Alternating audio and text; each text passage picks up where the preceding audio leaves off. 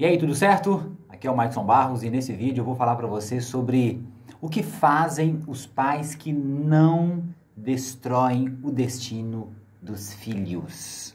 Vamos lá?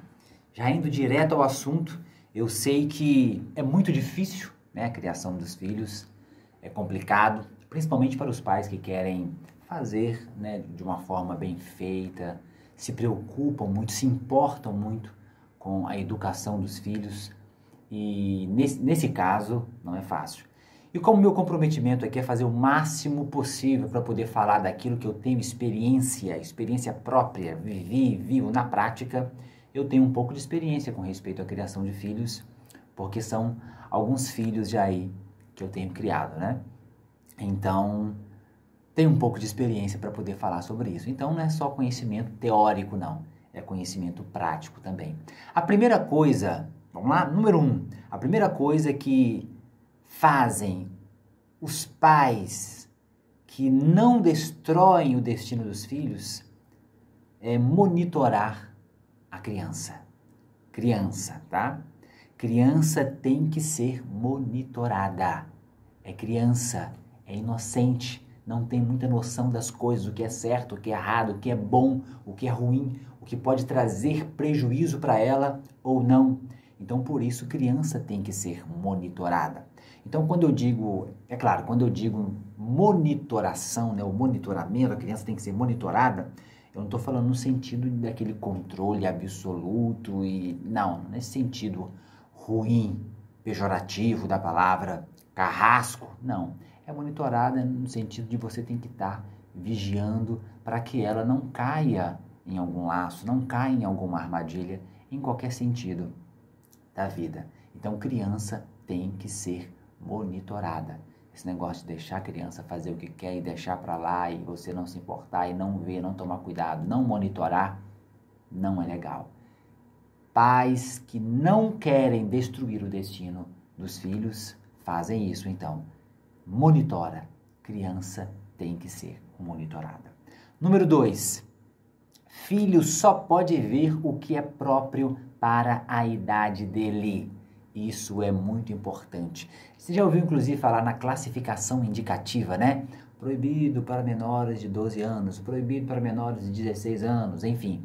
Tem aquela classificação. Aquela classificação faz sentido. Eu, na minha opinião, eu digo o seguinte. Via de regra, já são muitos anos que eu venho observando isso, via de regra, aquela classificação ali é bacana. Ela é legal, dá para você seguir muito bem ela ali. Digo via de regra porque há exceções, né? Como assim exceções, Marcos? Eu já vi alguns programas que tá ali proibido para menores de 14 anos, por exemplo, mas, na minha opinião, é um programa que deveria ser proibido para 16 e não para 14. E vice-versa.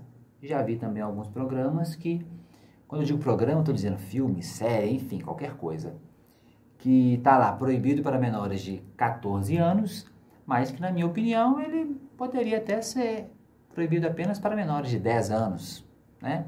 Então, exceções, tá? Mas, via de regra, está ali 10 anos, é isso mesmo, 10 anos, e eu, então, sempre segui isso com os meus filhos, sempre segui, só, né, em algumas raras exceções, que como eu disse, né, eu vi que não teria muito porquê, aí sim eu abri essa exceção, mas já tendo analisado ali, vendo que não era mesmo ali necessário seguir a risca, mas exceção, tá? Via de regra, vale a pena você seguir mesmo a risca essa classificação indicativa.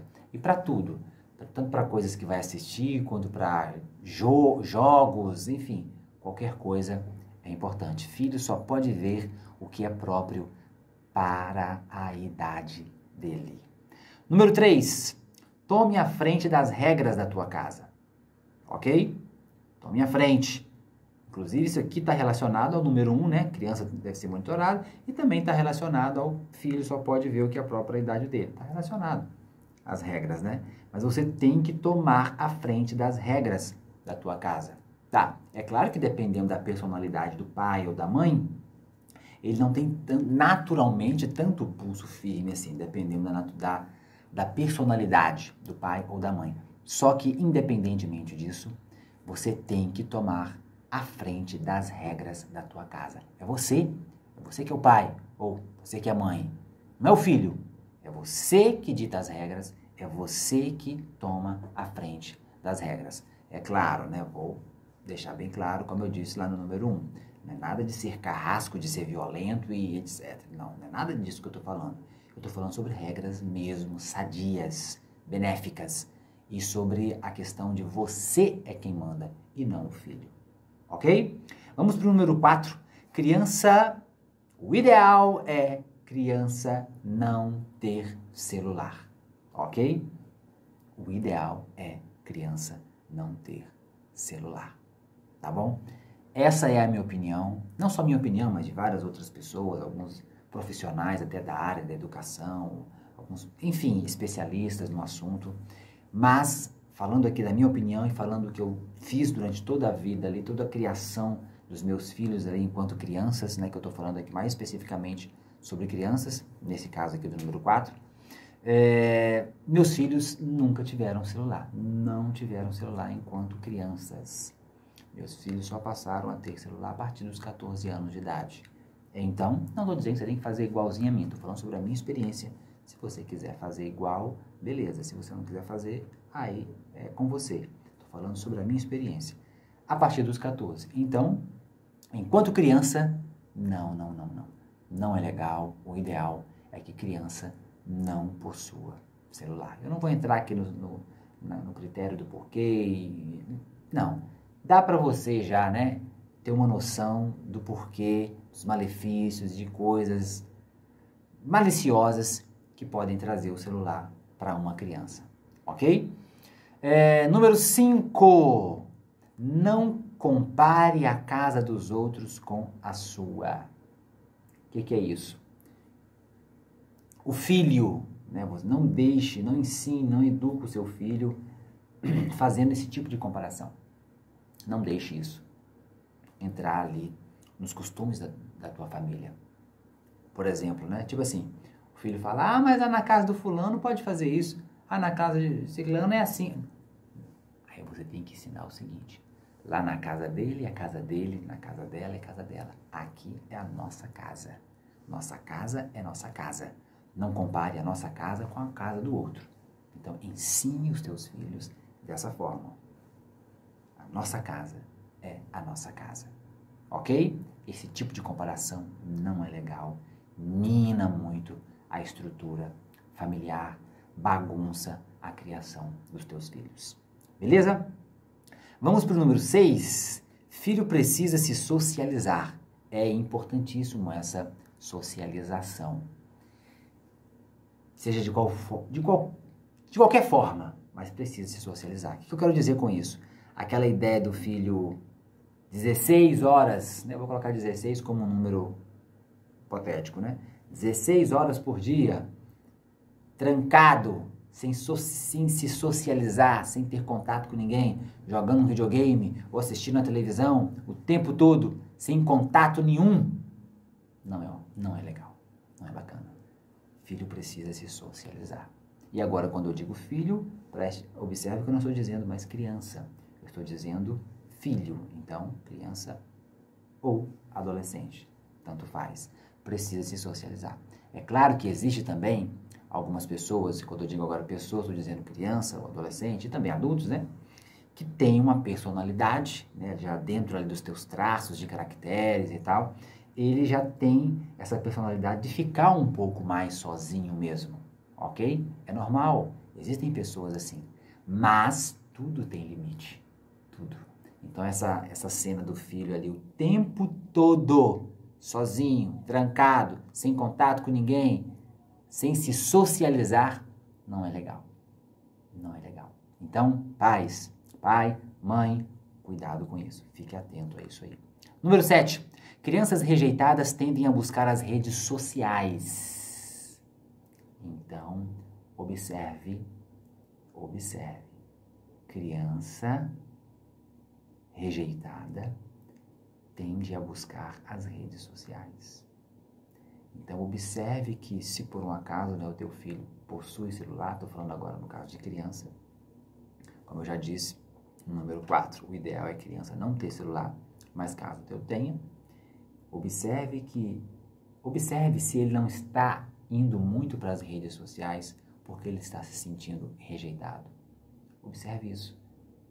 É importante você observar, porque talvez ele está se sentindo rejeitado de alguma forma, aí dentro de casa, ou não só dentro de casa, mas em outro tipo de relacionamento, em outro lugar, escola, por exemplo, enfim, ele está se sentindo rejeitado. E aí está buscando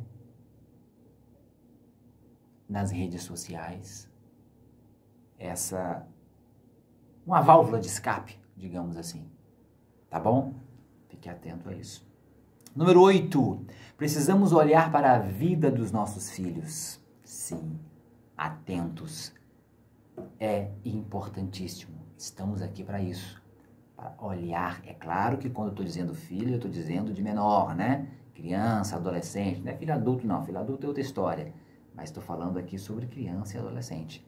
É importante nós olharmos, estarmos atentos à vida dos nossos filhos. Eu toda a vida sempre fui muito atento. É claro, não sou perfeito, estou muito longe de ser perfeito. Por mais que eu queira ser, estou longe de ser. Mas o máximo que eu pude fazer e ainda faço para poder estar ali de olho, olhando, observando, atento a eles em todos os sentidos, eu fiz e ainda faço.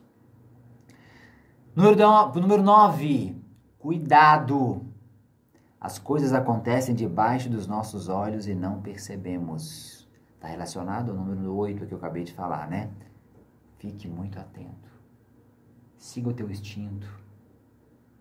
Ore. Peça a Deus. Graças a Deus eu sempre procurei fazer isso. Sempre orei e pedi a Deus, Senhor, me ensine a ser um excelente pai. Me ensina, Senhor. Ore, peça a Deus. Estude, pesquise, procure sobre isso. Como ser um melhor pai, como ser uma melhor mãe. Vá. Porque as coisas acontecem debaixo dos nossos olhos e não percebemos. Então, todo cuidado é pouco. Todo cuidado é pouco. Fica aí o alerta. Cuidado. Número 10. Criança é esperta, mas temos que ser mais espertos ainda. Tá? Você já ouviu falar isso? A criança é esperta. Sim, criança é esperta. Mas você tem que ser mais esperto ainda do que a criança. Então não justifica o filho ter feito algo de errado ou ter acontecido algo com ele de ruim, simplesmente porque a criança é esperta. Não, você tem que ser mais esperta ainda do que a criança. Então fica aí a dica. Número 11. Privacidade será só quando saírem de casa ou pagarem as próprias contas. Então, esse negócio de filho querer ter privacidade, não. O meu quarto, Não. Filho não tem nada. Não, filho não tem nada. Se a gente for olhar bem no fundo, filho não tem nem a roupa do corpo, nem a roupa que ele veste. É dele.